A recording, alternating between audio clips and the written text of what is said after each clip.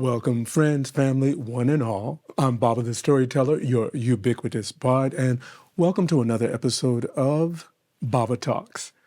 This time, I'm going to keep this Baba Talk short because really I'm only making it because of a class that I was working with, and they made me promise, Baba, please give us a shout out. Please give us a shout out on your channel. So here's my shout out. They recorded a little something. Here, let me play it. 3, 2, 1. Miss Palencia's class of Baba the Storyteller. A shout out to Miss Palencia's class. I promised you I would do it. Here it is. I have no idea why this is important to all of you, but remember, a griot always keeps his promise. Now, why do I want to make this Baba Talks? Well, because I've been getting a lot of requests about the stories that I put out. And it seems as if a lot of people want more of an interpretation of the stories or what I think about the stories.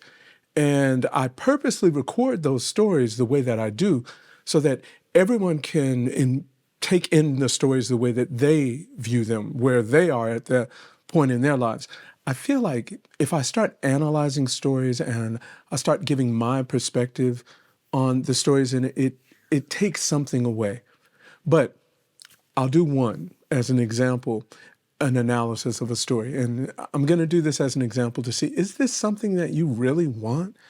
And if it is, well, maybe that's something I need to start doing more of.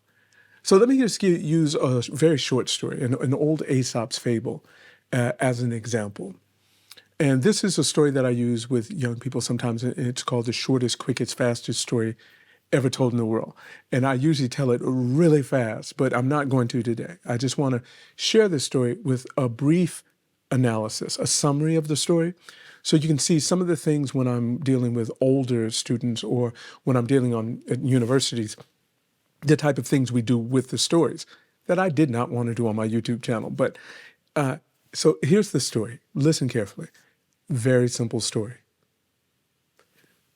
2 chickens were fighting over a kernel of corn. A crow in the tree saw them, swooped down out of the tree, picked up the corn, went back up in the tree, and ate it. The end. Now, I know it sounds like a very simple story. And for the most part, what you heard, you could accept as the entirety of the story.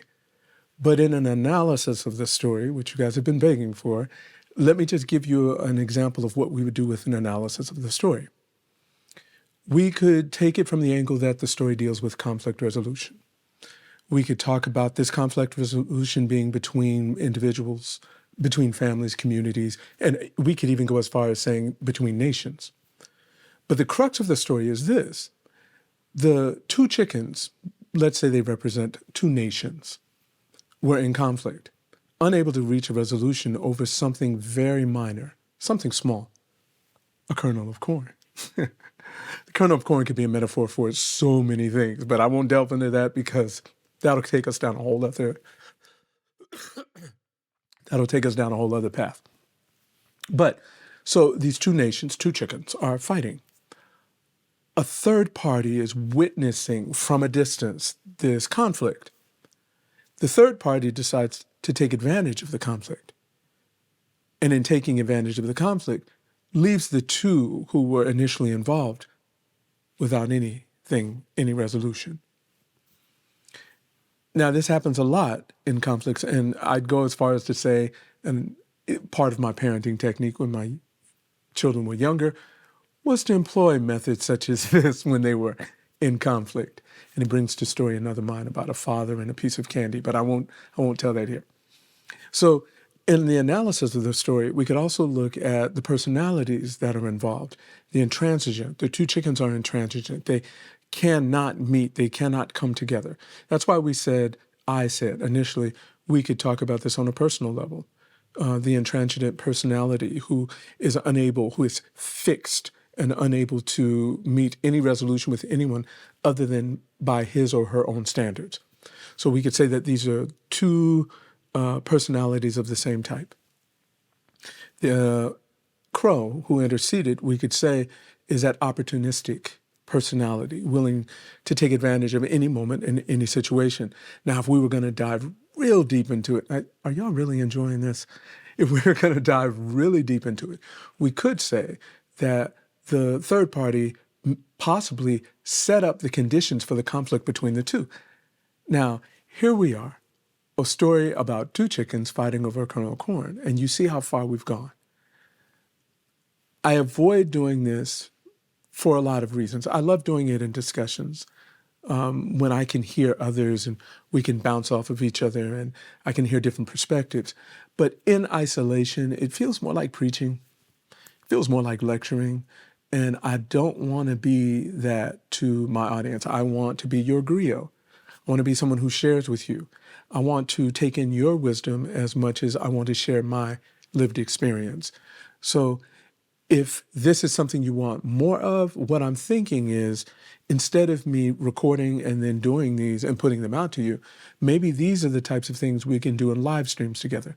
For those of you out there who love this type of story analysis and getting deep into the stories, if that's something you enjoy, send me an email, babathestoryteller@gmail.com.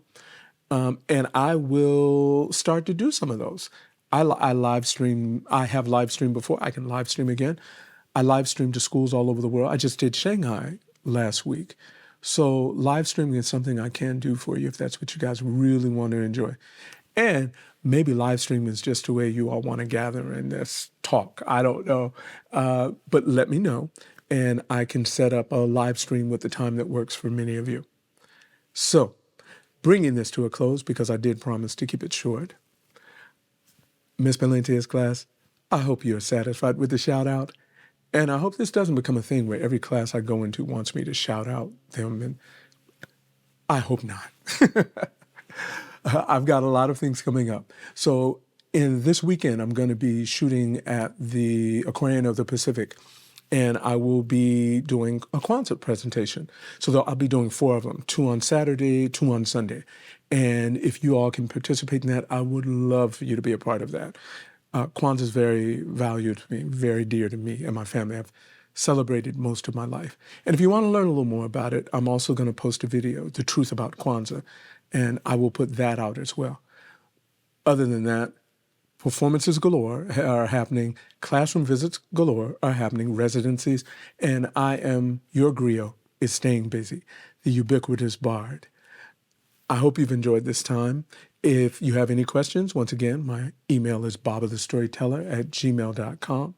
Also, feel free to leave any comments, questions in the comment section here. Don't forget to like, subscribe, and hit that notification bell so you'll be notified when I bring out newer videos, not just the Baba Talks, but other videos also, and I'll keep posting those. So until I pass cross again, which I'm fond of saying, Doni Doni, Kununi Benyagada.